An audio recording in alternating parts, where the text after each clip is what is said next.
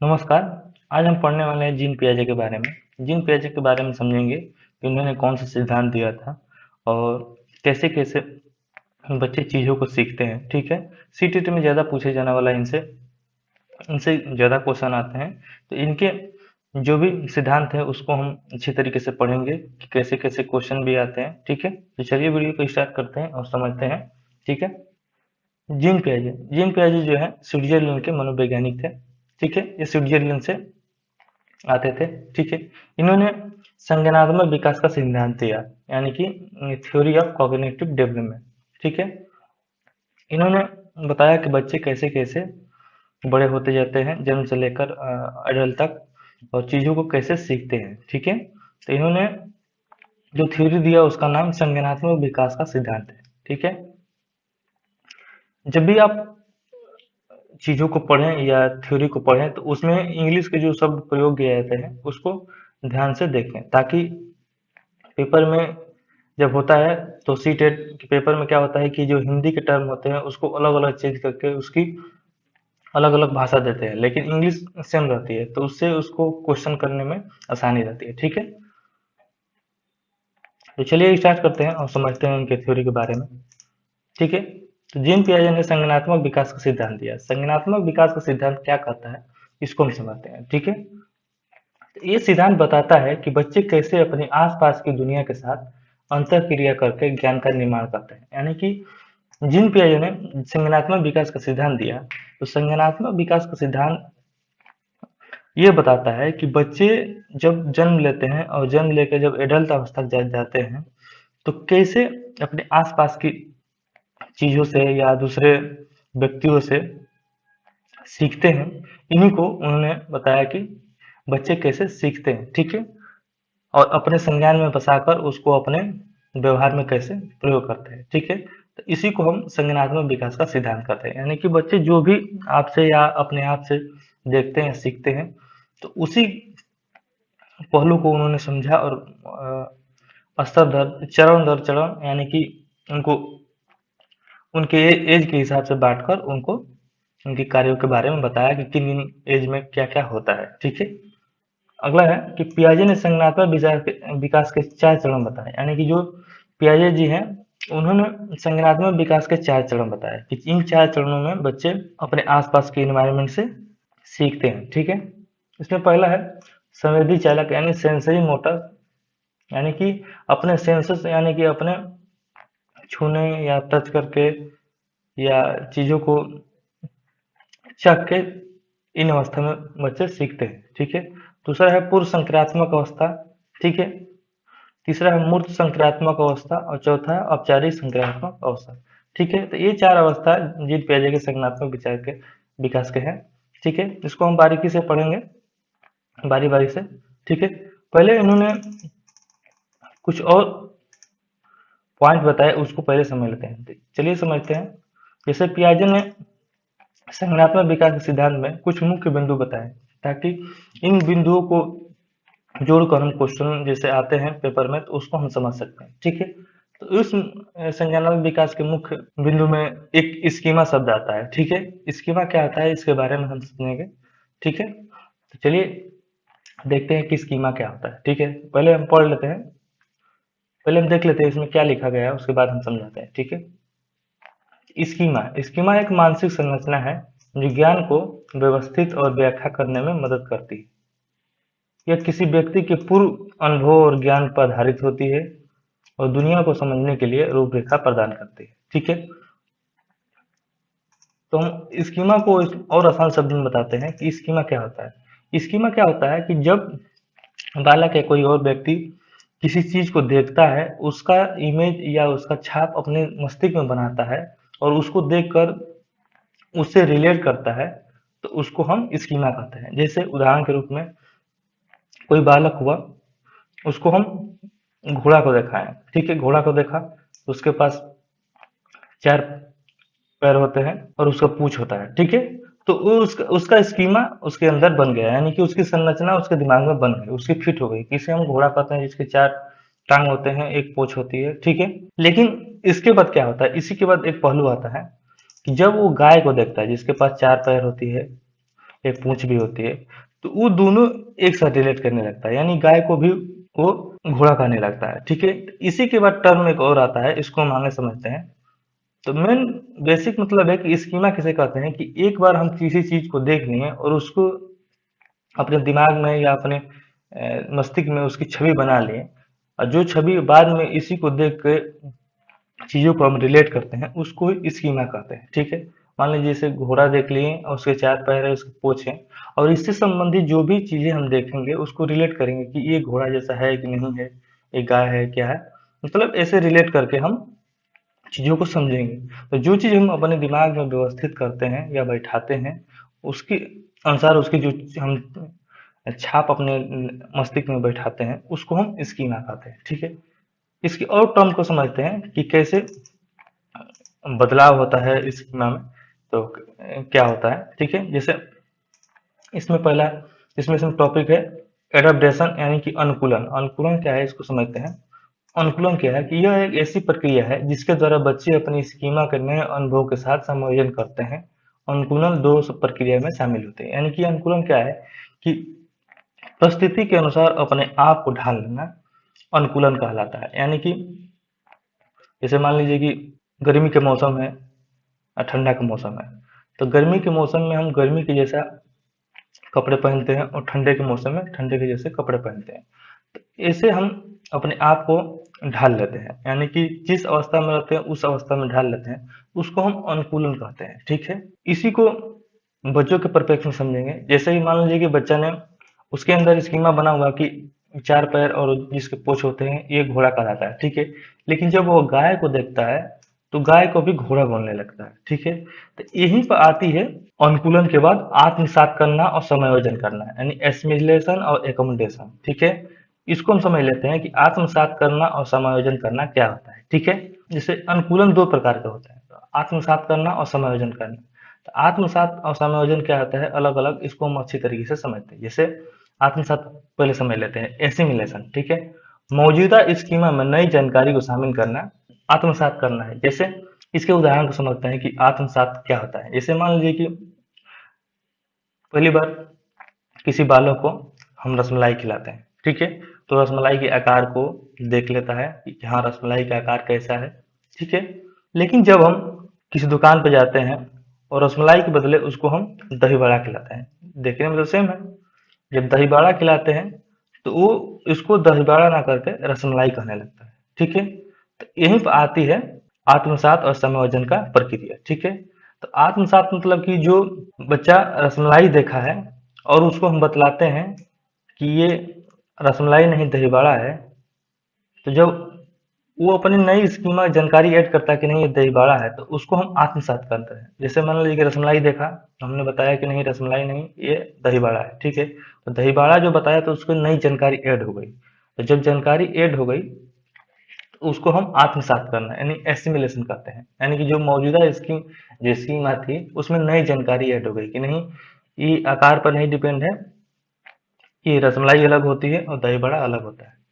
लेकिन जब इसमें चेंज होता है, यानी इसको समायोजन के तहत समझ लेते हैं कि एकोमोडेशन किसे कहते हैं, मौजूदा स्कीम में बदलाव करना या नई स्कीमा बनाना ताकि नई जानकारी शामिल किया जा सके। अब एकोमोडेशन क्या होता है कि जब इसमें हम बदलाव करते हैं, जैसे मान लीजिए कि हमने बताया कि रसमलाई ये नहीं है दही बड़ा है, तो दही बड़ा और रसमलाई के बीच जब हम चेंज करते हैं कि नहीं ये अलग अलग हैं, उसी को हम एकोमोडेशन कहते हैं। यानी जब इसको स्कीमा हम चेंज करते हैं कि नहीं ये दही बड़ा अलग है और रसमलाई अलग है, इन दोनों में हम विभेद कर पाते हैं, तो उसी को हम एकोमोडेशन कहते हैं। उसमें जब चेंजिंग लाते हैं तो उसको हम एकोमोडेशन कहते हैं, और जब नई जानकारी को जोड़ते हैं तो उसको हम आत्मसात करते हैं। यानी कि नई जानकारी को हम नई स्कीमा के तहत जोड़ते हैं तो उसको हम आत्मसात करते हैं, और जो उसमें बदलाव करते हैं तो उसको हम समायोजन करते हैं। आप लोगों ने अच्छे तरीके से समझ गए होंगे कि आत्मसात करना क्या होता है, समायोजन करना क्या होता है। आत्मसात मतलब कि जैसे रसमलाई को देखें और दही बड़ा को देखें, तो बच्चा रसमलाई दही बड़ा को एक समझने लगेगा। लेकिन जब किसी व्यक्ति द्वारा बताया गया जाएगा कि दही बड़ा ये रसमलाई है और ये दही बड़ा है, तो जो दही बड़ा उसके दिमाग में ऐड हुई, नई स्कीमा में ऐड हुई, उसको हम आत्मसात करते हैं। और जब इसमें हम परिवर्तन करेंगे कि नहीं जब इसमें हम परिवर्तन करेंगे, जैसे मान लीजिए कि इन दोनों में परिवर्तन करेंगे कि ये रसमलाई है और ये दही बड़ा है, तो उसमें जब परिवर्तन करेंगे तो उसको हम समायोजन करेंगे। ठीक है, इसको एक और उदाहरण समझ लेते हैं, जैसे पिछले वाले उदाहरण से गाय और घोड़े के उदाहरण समझ लेते हैं। जैसे बालक के पास उसकी स्कीमा में घोड़ा का स्कीमा बना हुआ है, जिसके 4 पैर, एक पूंछ होते हैं। ठीक है, और उसने गाय को देखकर घोड़ा बोलने लगा। तो जो किसी व्यक्ति द्वारा बताया जाएगा कि नहीं ये गाय नहीं, ये घोड़ा नहीं गाय है, तब उसके स्कीमा में फिट हो जाएगा कि ये गाय है और ये घोड़ा है। ठीक है, तो उसको हम एसिमिलेशन कहेंगे। और जब वो बदलाव कर रहा है कि नहीं ये गाय है और ये घोड़ा है, इसमें इसमें ये अंतर है, तब उसको हम एकोमोडेशन कर रहे हैं, यानी कि जो बदलाव कर रहा है उसको हम एकोमोडेशन कहते हैं। ठीक है, ठीक है, इसके बाद अगला हम पढ़ते हैं, अगला समझ लेते हैं। अगला है संतुलन, इक्विलिब्रियम। इसी बारे में समझ लेते हैं कि संतुलन या इक्विलिब्रियम क्या होता है। ठीक है, तो ये तब होता है जब किसी व्यक्ति के भौतिक वातावरण ज्ञान का आधार मेल खाता है। यानी कि इसको हम एक और उदाहरण के समझ एक और उदाहरण के तहत समझ लेते हैं। इसका मतलब, कहने का मतलब है कि कोई व्यक्ति या कोई बालक है जो तोता को देखा हुआ है, उसके अंदर स्कीमा बना हुआ है, और दूसरे तोता को देखेगा, तो जब दूसरे तोता को देखेगा, तोता बोलेगा या तोता कहेगा, तब तक तो ठीक है, उसके अंदर अपनी वातावरण के अनुसार या संतुलन बना हुआ कि दूसरे तोता का देख के तोता बोल रहा है। लेकिन इसी के बाद अगली प्रक्रिया कब आएगी? असंतुलन, यानी कि डिसइक्विलिब्रियम। डिसइक्विलिब्रियम कब आएगा? यह तब होता है जब किसी व्यक्ति के वातावरण के आधार के उसके ज्ञान के आधार से मेल नहीं खाता है। यानी कि डिसइक्विलिब्रियम कब आता है? जब किसी बालक ने तोता देखा है और वो कबूतर को देख के तोता भूलने लगता है, उसके अंदर असंतुलन आने लगती है, यानी डिसइक्विलिब्रियम आने लगती है। ठीक है, वो चीजों को अभी समझ नहीं पाता है, उसके अंदर तोता का स्कीमा बना होता है, असंतुलन आ जाता है, उसके अंदर असंतुलन आ जाता है जब उसकी ज्ञान के अनुसार या उसकी स्कीमा के अनुसार मेल नहीं खाएगा, चीजों को अलग अलग बताने लगेगा, जैसे तोता को देखेगा कबूतर बताने लगेगा, तब उसके अंदर असंतुलन आने लगेगी, डिसइक्विलिब्रियम आने लगेगी। तो उसको हम डिसइक्विलिब्रियम कहते हैं। इन संतुलन नहीं बना पाएगा तो उसको हम असंतुलन कहेंगे, डिसइक्विलिब्रियम कहेंगे। और जब चीजों को देख के शांत रहेगा, वो चीज को समझेगा वातावरण के अनुसार या उसकी स्कीमा के अनुसार काम करेगा, तो उसको हम संतुलन कहेंगे। ठीक है, तो ये संतुलन संतुलन में अंतर है। ठीक है, इसके बाद अगला हम टॉपिक देख लें। अगला क्या है? अगला है संज्ञानात्मक विकास की अवस्था, यानी कि स्टेज ऑफ कॉग्निटिव डेवलपमेंट। यानी कि संज्ञानात्मक विकास की अवस्था कौन कौन सी होती है? इन अवस्थाओं में जीन पियाजे ने इनको बांटा और उनके गुणों को बताया। बालकों के जो विकास की अवस्था है उसको 4 चरणों में बांट के बताया, 4 चरणों में बांट कर बताया। ठीक है, इसमें पहला है संवेदी पेशी अवस्था या इंद्रिय गतिक अवस्था, यानी सेंसरी मोटर स्टेज। ठीक है, पहला। दूसरा है पूर्व संक्रियात्मक अवस्था, यानी प्री ऑपरेशनल स्टेज। ठीक है, तीसरा है मूर्त संक्रियात्मक अवस्था, यानी कॉन्क्रीट ऑपरेशनल स्टेज। ठीक है, और चौथा है औपचारिक संक्रियात्मक अवस्था, यानी स्टेज ऑफ फॉर्मल ऑपरेशनल। ठीक है, तो इन चारों को आप हिंदी वाला तो याद ही रखेंगे, इंग्लिश वाला ज़्यादा प्रेफर करेंगे, क्योंकि हिंदी वाला में क्या होता है कि इनका नामों को अलग अलग रूप से पेपर में दिया जाता है, लेकिन जो इंग्लिश वाला होता है उसको सेम सेम दिया जाता है, तो इससे क्वेश्चन को करने में और आसानी होती है। ठीक है, चलिए स्टार्ट करते हैं और समझते हैं। पहला है संवेदी पेशी अवस्था या इंद्रिय गतिक अवस्था, यानी सेंसरी मोटर। सेंसरी मोटर के बारे में समझेंगे। ठीक है, क्या होता है इसमें, बच्चे कैसे कैसे चीजों को सीखते हैं। ठीक है, तो इसमें क्या होता है कि जो संज्ञानात्मक विकास की अवस्था होती है, जो संवेदी पेशी अवस्था होती है, वो इसमें प्रथम अवस्था होती है। ठीक है, जो संवेदी पेशी अवस्था होती है वो संज्ञानात्मक विकास की प्रथम अवस्था होती है। ठीक है, यह अवस्था जन्म से लेकर 2 वर्ष तक चलती है, यानी कि जो जब बच्चा जन्म लेता है और 2 वर्ष तक होता है तो उसे हम संवेदी पेशी अवस्था कहते हैं, यानी इंद्रगतिक अवस्था या सेंसरी मोटर स्टेज कहते हैं। ठीक है, इसमें बच्चा जन्म से लेकर 2 वर्ष तक चीजों को सीखता है। ठीक है, तीसरा है जन्म के समय बालक केवल सरल क्रियाएं ही सीखता है। यानी कि क्या होता है कि जब जन्म से लेकर 2 वर्ष तक बालक होता है तो वो छोटी छोटी चीजों को करता हुआ, जैसे चलेगा, पलटेगा, चीजों को अपने मुख में लेके जानेगा, उसका स्वाद समझेगा, तो इस इन सरल सरल क्रियाओं को करके बच्चा इन अवस्थाओं में समझता है। ठीक है, बच्चा इन अवस्थाओं से ज्ञानेंद्रियों की सहायता से वस्तु, ध्वनि, रसों, गंधों आदि का अनुभव करता है। यानी कि सेंसरी अवस्था यानी संवेदी पेशी अवस्था में क्या होता है कि बालक अपने 5 सेंसों से यानी कि 5 ज्ञानेंद्रियों से चीजों को जानता है, समझता है। जैसे 5 सेंसेस, नाक, कान, आंख, जीभ, हाथ, इन चीजों से बालक चीजों को जानता है और समझता है। आपने देखा होगा कि कोई बच्चा किसी चीज को लेता है तो तुरंत अपने मुख में डालता है, और मुंह में डालने से उन चीजों को जानने की कोशिश करता है कि ये चीज क्या है। ठीक है, तो इस तरीके से अपने ज्ञानेंद्रियों के माध्यम से बालक इस अवस्था में सीखता है। ठीक है, अगला है, इस सरल क्रियाओं को ही पियाजे सहज स्कीमा कहते हैं। यानी जो जो चीजें देखता है, समझता है, उसका चित्र बनाते जाता है अपने दिमाग में, उसी को हम स्कीमा कहते हैं। ठीक है, अब इसमें अगला जो है टॉपिक है, इससे संबंधित क्वेश्चन भी पूछे जाते हैं पेपर में। वस्तु अस्थायित्व यानी ऑब्जेक्ट परमानेंस इस अवस्था में होती है। यानी कि वस्तु अस्थायित्व क्या होता है, इसको हम आसानी से समझते हैं। वस्तु अस्थायित्व में क्या होता है कि बच्चे को ये समझ होता है कि जब तक उसके पास कोई वस्तु है तब तक है, अगर किसी चीज के द्वारा या किसी माध्यम से द्वारा वस्तु को छिपा दिया जाता है तो उसको समझता है कि वो वस्तु गायब हो गई। जैसे उदाहरण के रूप में समझते हैं कि जैसे बालक एक गेंद लिया हुआ है, ठीक है, और उससे हम गेंद लेते हैं और एक लकड़ी के दख्ते है, उस दख्ते के पीछे हम छुपाते हैं गेंद को, तो बालक को मालूम चलेगा कि ये गेंद गायब हो गई है। ठीक है, उसी को हम ऑब्जेक्ट परमानेंस कहते हैं। यानी कि उसके अंदर ये वस्तु उसके अंदर ये समाहित हो गई है कि जब तक उसके पास वस्तु है तब तक दिखाई देगी, और उसको छुपा देने से वस्तु गायब हो जाएगी। ठीक है, इसी को हम वस्तु अस्थायित्व या ऑब्जेक्ट परमानेंस कहते हैं। ठीक है, ठीक है, तो इससे संबंधित क्वेश्चन भी पूछे जाते हैं, पेपर में क्वेश्चन आते हैं। ठीक है, तो आप लोग इसको अच्छी तरीके से देख ले होंगे और समझ गए। इसके बाद अगला हम दूसरा स्टेज पढ़ते हैं। इसमें दूसरा आता है पूर्व संक्रियात्मक अवस्था यानी pre operation stage. Pre operation stage क्या होता है कि जब बच्चा 2 वर्ष से 7 वर्ष तक जाता है तो उस अवस्था में पूर्व संक्रियात्मक अवस्था आती है। ठीक है, जैसे बच्चा धीरे धीरे बड़ा होने लगता है, और इस प्रक्रिया इस एज में क्या क्या करता है उसके बारे में हम समझते हैं। ठीक है, तो इसमें पहला टॉपिक है पियाजे के संज्ञानात्मक विकास की दूसरी अवस्था सक्रिय अवस्था है।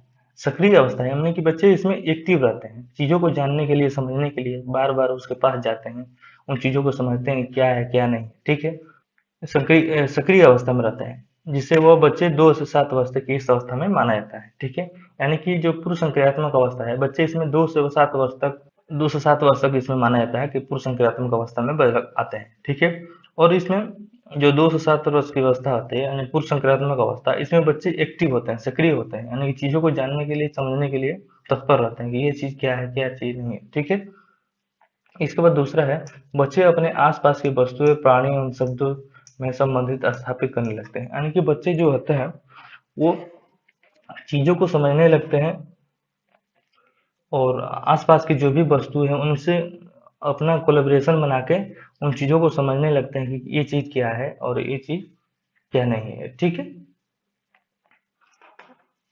तीसरा है बच्चे प्राय खेल के एवं अनुकरण द्वारा सीखते हैं। यानी कि बच्चे क्या होता है कि खेल खेल के माध्यम से चीजों को सीखते हैं। जैसे मान लीजिए कि बच्चे अपने एनवायरनमेंट में हैं, खेल रहे हैं, तो गिरेंगे तो समझेंगे कि हाँ चोट लग रही है, तो चोट क्या होती है, इन चीजों से वो बच्चे सीखते हैं। ठीक है, इसमें अगला है बच्चे निर्जीव वस्तुओं को सजीव रूप में समझते हैं। ठीक है, तो इसमें ये सबसे महत्वपूर्ण है, क्योंकि इससे संबंधित क्वेश्चन भी पूछे जाते हैं कि बच्चे क्या होता है कि जो निर्जीव व सजीव वस्तुओं में अंतर नहीं कर पाते हैं, वो जो भी वस्तु है उसको सजीव रूप में यानी जीवित रूप में समझते हैं। जैसे हम उसको जीववाद कहते हैं। ठीक है, इससे संबंधित क्वेश्चन पूछे जाते हैं कि बच्चे में जीववाद की अवस्था कौन सी होती है, तो आप बताएंगे पूर्व संक्रियात्मक अवस्था में जीववाद होती है। जीववाद क्या होता है कि बच्चे जो भी निर्जीव वस्तु है उसको उसमें समझेंगे कि ये जीवित है। जैसे उदाहरण के रूप में, इसको उदाहरण के रूप में समझते हैं कि मान लीजिए कि कोई बालिका है और अपने गुड़िया के साथ खेलती है। जब गुड़िया के साथ खेलती है तो आपने कभी देखा होगा कि वो अपनी गुड़िया को खाना खिलाती है। ठीक है, तो उसके अंदर जीववाद बना हुआ है, यानी कि निर्जीव या सजीव वस्तु जो वस्तुएं होती हैं उसके अंदर वो चीज नहीं है कि ये निर्जीव है या सजीव है। उसको यही लगता है कि ये जीवित है, ये प्राणी है, यानी इसके अंदर जीववाद रहता है, इसलिए उसको खाना खिलाती है, उसे कपड़ा पहनाती है, ठीक है। तो इसी को हम जीववाद कहते हैं, ठीक है। उसको मालूम नहीं है कि कौन सी वस्तु निर्जीव है, कौन सी वस्तु सजीव है, यानी किसके अंदर जान है, किसके अंदर जान नहीं है, ठीक है। तो ये समझ कर बच्चे को खाना खिलाती है, ठीक है, इसी को हम जीववाद कहते हैं, ठीक है। इसके बाद अगला आता है बच्चे बच्चे अपने विचार को सही मानते हैं। बच्चे समझते हैं कि सारी दुनिया उन्हीं के इर्द गिर्द है। इसे पियाजे ने आत्म केंद्रित यानी ईगो सेंट्रिज्म का नाम दिया, ठीक है। इसमें एक और महत्वपूर्ण दूसरा पहलू है ये ईगो सेंट्रिज्म। ईगो सेंट्रिज्म क्या है कि बच्चे अपने ही विचारों को सही मानते हैं, ठीक है। वो जो भी करते हैं काम, उनको लगता है कि हमारे द्वारा जो भी काम किया जा रहा है वही सही है, ठीक है। इसी को जीन पियाजे ने अहम केंद्रित या आत्म केंद्रित यानी ईगो सेंट्रिज्म का नाम दिया। इसको उदाहरण के रूप में समझ लेते हैं कि ईगो सेंट्रिज्म क्या है। ईगो सेंट्रिज्म मतलब कि कोई बालक आइसक्रीम खरीदना चाहता है और वो आइसक्रीम अपने आप ले रहा है, ठीक है। और जब आप आइसक्रीम को आप बताएंगे कि ये आइसक्रीम खराब है, इसको मत लो, तुमको चलो दूसरी दिला देते हैं, तो वो मना करेगा, वो कहेगा कि नहीं इसी को लेना है। तो वो समझेगा कि जो भी क्रियाएं हम कर रहे हैं, जो भी हम सोच रहे हैं, वो हमारे केंद्र में हो या हमारे हमारे ही केंद्र में सब चीज है। तो उसी को हम आत्म केंद्रित कहते हैं, यानी कि जो चीज वो बोलेगा, वो जो चीज करना चाहता है, वो अपने अनुसार अपने तरीके से चाहता है, जिसे हम आत्म केंद्रित या ईगो सेंट्रिज्म कहते हैं, ठीक है। इसके बाद अगला आता है बच्चे भाषा सीखने लगते हैं। इस अवस्था में क्या होता है कि बच्चे बोलने लगते हैं, बलबलाने लगते हैं और चीजों को अपनी भाषा के माध्यम से बतलाने लगते हैं, ठीक है, ठीक है। इसके बाद अगला देखते हैं, अगला इसमें क्या है। अगला इसमें है बच्चे चिंतन करना भी शुरू कर देते हैं, यानी बच्चे किसी चीज पे सोचने भी इस अवस्था में शुरू कर देते हैं, ठीक है।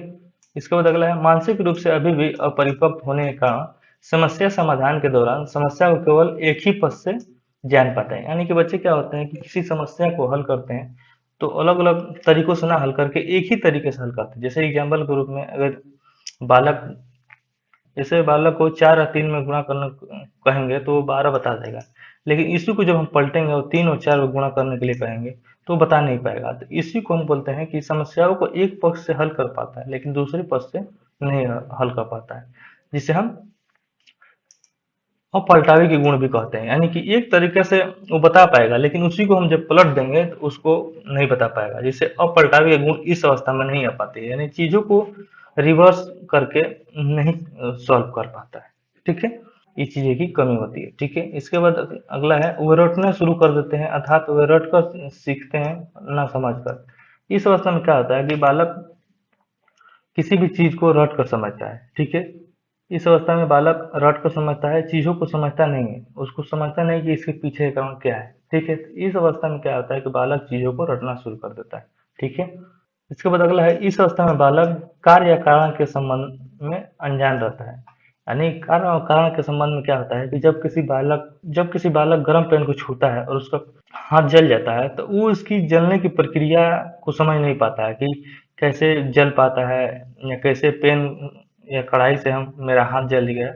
वो इस चीजों को बारीकी से समझ नहीं पाता है कि मेरा हाथ कैसे जला और चीजों कैसे गर्म होती है और गर्म होने के बाद कैसे दिखाई नहीं देती है फिर भी हाथ जल जाता है। तो इस चीजों को वो उसके कारण को नहीं समझ पाता है, ठीक है, इस अवस्था में।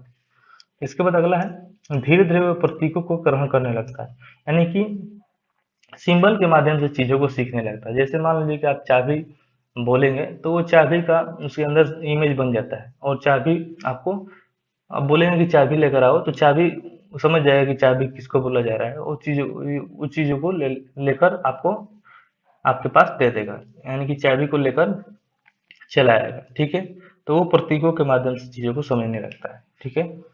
इसके बाद अगला है 6 वर्ष तक आते आते बच्चे मूर्त प्रक्रियाओं के साथ अमूर्त प्रक्रियाओं का भी निर्माण करने लगते हैं। यानी जब बच्चा धीरे धीरे छठवीं अवस्था में आने लगता है चीजों को मूर्त तथा अमूर्त रूप से देखने या समझने लगता है, ठीक है। मूर्त क्या होता है, अमूर्त क्या होता है, इसको समझ लेते हैं। मूर्त मतलब कि जो चीजें हम देख सके उसको मूर्त कहते हैं और जो चीजें हमें दिखाई नहीं देती है उसके बारे में कल्पना कर सके उसको हम अमूर्त कहते हैं, ठीक है। ठीक है, तो हम लोगों ने पूर्व संक्रियात्मक अवस्था पढ़ा, इसके बारे में समझा कि इन अवस्थाओं में क्या क्या होता है, बच्चे कैसे कैसे सीखते हैं। ठीक है, इसके बाद अगला हम देखते हैं। अगला है मूर्त संक्रियात्मक अवस्था यानी कॉन्क्रीट ऑपरेशनल स्टेज, यानी तीसरा जो है मूर्त संक्रियात्मक अवस्था। इसमें क्या होता है कि जो बच्चे होते हैं 7 से लेकर 11 वर्ष की अवस्था में पाए जाते हैं, यानी जो 7 से 11 वर्ष की अवस्था होती है उसे हम मूर्त मूर्त संक्रियात्मक अवस्था होता है। इसमें बच्चे बड़े होने लगते हैं, ठीक है, और चीजों को मूर्त रूप में यानी कि देख के उनके बारे में कुछ चीज समझने लगते हैं कि कैसे कैसे हो रही है। ठीक है। दूसरा है तर्क शक्ति की क्षमता का विकास होने लगता है, यानी कि तर्क शक्ति मतलब कि चीजों को सोचने लगते हैं कि इसके पीछे का कारण क्या है और कैसे हो रही है। ठीक है, धीरे धीरे सोचने लगते हैं। ठीक है, इसके बाद अगला है इस अवस्था में बच्चे वस्तुओं और उनके गुणों के आधार पर पहचान शुरू कर देते हैं। वस्तुओं और गुणों के आधार पर मतलब कि जैसे आप साइकिल बताएंगे तो साइकिल के क्या क्या गुण होते हैं, कैसे होते हैं, साइकिल किसे कहते हैं, इन चीजों को वो आसानी से बतलाने लगते हैं। ठीक है, इस अवस्था में। ठीक है। चौथा है अमूर्त समस्याओं का समाधान वो अभी भी ढूंढ पाते हैं, यानी अमूर्त समस्याओं का समाधान मतलब जिसको नहीं देख पाते। जैसे मान लीजिए कि साइकिल हुआ तो कैसे कैसे ये चलती है, क्या चीज है, वो अमूर्त रूप में आपको सोच के बता देंगे। ठीक है, तो ये अमूर्त रूप में धीरे धीरे इस स्टेज के बाद सोचने लगते हैं। ठीक है, मूर्त अवस्था में। इसके बाद अगला इसमें है, इसी में अगला है कि संख्या बोध अर्थात गणित की जानना, वस्तुओं को गिनना शुरू कर देते हैं। यानी कि जो मूर्त अवस्था में क्या होता है कि जो बच्चे होते हैं धीरे धीरे गणित को सॉल्व करने लगते हैं, गणित को जो गिनती या पहाड़ा होते हैं इसमें याद करने लगते हैं, और चीजों को रिवर्स और सीधे क्रम में और उल्टे क्रम में, दोनों क्रम में सीखने लगते हैं। ठीक है। इसके बाद अगला है इसके अलावा क्रम अनुसार व्यवस्थित व्यवस्था, वर्गीकरण और पारस्परिक संबंध आदि जानने लगते हैं। यानी कि इसमें क्या होता है कि वर्गीकरण और क्रम अनुसार क्या होता है कि बच्चे को अगर कई प्रकार के आप कार्डबोर्ड देंगे, जैसे अलग अलग रंगों के कार्डबोर्ड देंगे, तो इनको अलग अलग रंग अगर बोलेंगे कि इनको अलग अलग करो, अलग अलग रंगों में, तो वो आसानी से इन रंगों को अलग अलग कर देंगे। जैसे पीला अलग करना है, लाल अलग करना है, तो इस प्रकार से अंदर उनके गुण इस अवस्था में आने लगती है। वर्गीकरण का अवस्था, वर्गीकरण करना इनकी इस अवस्था में आने लगते हैं। उन चीजों को बांटना, चीजों को क्रम से समझाना इस अवस्था में होने लगती है।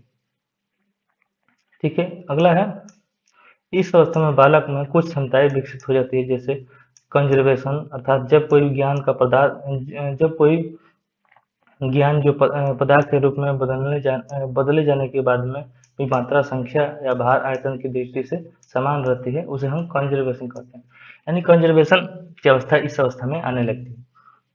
कंजर्वेशन क्या है कि जैसे मान लीजिए कि आप 2 गिलास लिए और 2 गिलास में एक बर्फ भरा हुआ है और एक पानी भरा हुआ है, तो इसमें क्या होता है कि जब बच्चे से पूछेंगे कि कौन इसमें ज्यादा है, तो बच्चे इसमें बताने लगेंगे कि दोनों में एक बराबर है, क्योंकि उसके अंदर कंजर्वेशन यानी कि कंजर्वेशन यानी संरक्षण की क्षमता विकसित हो गई है।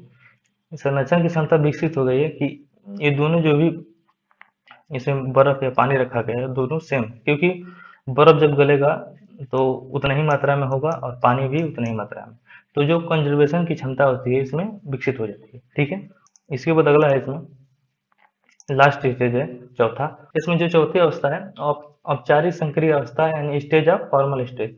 इसमें पढ़ते हैं कि बच्चे किन किन चीजों को जानने समझने लगते हैं। ठीक है, तो जो ये अवस्था होती है 12 से व्यस्त व्यस्क होने तक चलती है। यानी कि जो ये अवस्था होती है वो 12 से लेकर आप एडल्ट तक यानी वयस्क तक होते जाते हैं, तो ये अवस्था औपचारिक या संकरित अवस्था आती है। यानी कि 12 वर्ष से और वयस्क तक जो भी बालक आते हैं ये औपचारिक संकरित अवस्था में आते हैं। ठीक है।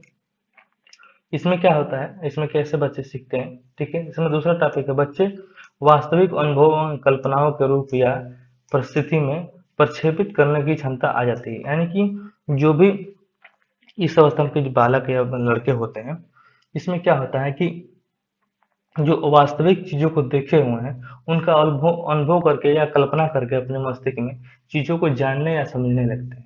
जैसे मान लीजिए कि गाड़ी की चलने की प्रक्रिया समान है, लेकिन जब बालक इस अवस्था में आता है तो समझने लगता है कि गाड़ी कैसे चलती है, उसका मैकेनिज्म कैसे है, चीजों को चलाने के पीछे का कारण क्या है, इन चीजों को वो अच्छे तरीके से समझने लगता है और उसके बारे में कल्पना करने लगता है। ठीक है। दूसरा है बच्चे घटनाओं की परिकल्पना बनाने लगता है और उन्हें सत्यापित करने का भी प्रयास करता है। यानी कि बच्चे क्या होता है कि जैसे मान लीजिए कि इसमें ग्लोबल वार्मिंग है, तो ग्लोबल वार्मिंग के बारे में वो सोचने लगता है कि ग्लोबल वार्मिंग के पीछे कारण क्या है, ग्लोबल वार्मिंग से क्या होता है। जैसे मान लीजिए कि ग्लोबल वार्मिंग के पीछे वो पूछेगा या जानेगा या बतलाने लगेगा कि ग्लोबल वार्मिंग के पीछे मान लीजिए कि जो भी गाड़ियों से निकल रहे धुआं या जो भी चिमनी से निकल रहा है धुआं, इसके ग्लोबल वार्मिंग के पीछे का कारण है, ठीक है। और इसको हटाया जाएगा तो इस माध्यम से ग्लोबल वार्मिंग कम होगा। तो ये घटनाओं की परिकल्पना करने लगता है और वो अच्छी तरीके से अमूर्त रूप में सोचने लगता है, ठीक है, इस अवस्था में। चौथा है, बच्चे इस अवस्था में विचारों को संगठित करना और वर्गीकृत करना सीख जाते हैं। यानी कि जो भी विचार इस अवस्था में बालक करता है, उसको संगठित या व्यवस्थित रूप से बतलाने या व्यवस्थित रूप से समझाने की कोशिश या समझने की कोशिश करने लगता है, ठीक है। यह अवस्था संज्ञानात्मक विकास की अंतिम अवस्था होती है। यानी कि औपचारिक संक्रिय अवस्था जो होती है, वो बच्चों की संज्ञानात्मक विकास की अंतिम अवस्था होती है। इसके बाद बच्चे चीजों को अच्छी तरीके से जानने, समझने और उस पर डिस्कस करने लगते हैं, ठीक है। औपचारिक रूप से सोचने, अमूर्त रूप से सोचने की अवस्था इसमें विकसित हो जाती है। जो औपचारिक या संक्रिय अवस्था होती है, इसमें बच्चे चीजों को अमूर्त और मूर्त दोनों रूप से हल कर पाते हैं। मूर्त रूप से भी इसमें हल कर पाते हैं, चीजों को बिना देखे बिना समझे आसानी रूप से आपको बता पाएंगे, उसके पीछे का कारण बता पाएंगे, ठीक है। इस अवस्था में बच्चे इसमें जो मैथ क्वेश्चन है जो अमूर्त रूप से सोचा जाता है, उसको आसानी तरीके से हल करने लगते हैं, ठीक है। इसके बाद अगला इसमें टॉपिक है, लास्ट टॉपिक है। इस अवस्था में क्या होता है कि जैसे जैसे बालक बढ़ता जाता है, उसके अनुभव के साथ उसकी समस्याओं का समाधान करने का क्षमता विकसित होने लगती है, ठीक है। जैसे उदाहरण के रूप में समझते हैं कि बालक कोई बोर्ड लिया है और बोर्ड उसके खांचे के अनुसार है और अलग अलग खांचे हैं, तो उन चीजों को देख के या उन चीजों को समझ के उन खांचे में फिट करने लगता है, ठीक है। तो इस तरीके से बच्चे व्यवस्थित रूप से अपने आप को कि कौन से नंबर को इस खांचे में जाएगा, इस तरीके से वो अपने आप को स्थापित या समझने लगता है, ठीक है। उनके चिंतन में क्रमबद्धता आने लगती है और इस अवस्था में बच्चे का मानसिक परिपक्व होने लगता है। यानी कि जब इस अवस्था में बालक आते हैं तो उनकी चिंतन करने की जो प्रक्रिया होती है क्रमबद्ध होने लगती है। यानी कि क्रम के अनुसार कैसे कैसे चीजें होती है, क्या होती है, ये क्रमबद्धता उनके अंदर आने लगती है और वो मानसिक विकास भी उनका परिपक्व होने लगता है। जैसे मान लीजिए कि बच्चा इसमें बच्चा इसमें चीजों को बैठा रहा है, तो वो समझ रहा है कि कौन सी चीजें पहले आएगी, कौन सी चीजें बाद में आएगी, चीजों को कैसे सजाया जाएगा, एक क्रम उनके अंदर इस अवस्था में विकसित होने लगती है, ठीक है। तो ये जो चारों अवस्था थी संज्ञानात्मक विकास की अवस्था जीन पियाजे की, इसके बारे में हम लोगों ने समझा और अच्छी तरीके से समझा कि क्या होती है, बच्चे कैसे चीजों को सीखते हैं और समझते हैं, और बच्चे संज्ञानात्मक विकास के अनुसार कैसे कैसे स्टेज में, अलग अलग स्टेज में सीखते जाते हैं, ठीक है। तो इससे संबंधित क्वेश्चन पूछे जाते हैं, अब उसको आसानी से समझ सकते हैं। इसमें हम लोगों ने समझा स्कीमा, आत्मसात, एकोमोडेशन, इन चीजों को आसानी से समझा, ठीक है। मिलेंगे नेक्स्ट वीडियो में कॉल वर्क, इसके बाद हम पढ़ेंगे। तब तक के लिए धन्यवाद, नमस्कार।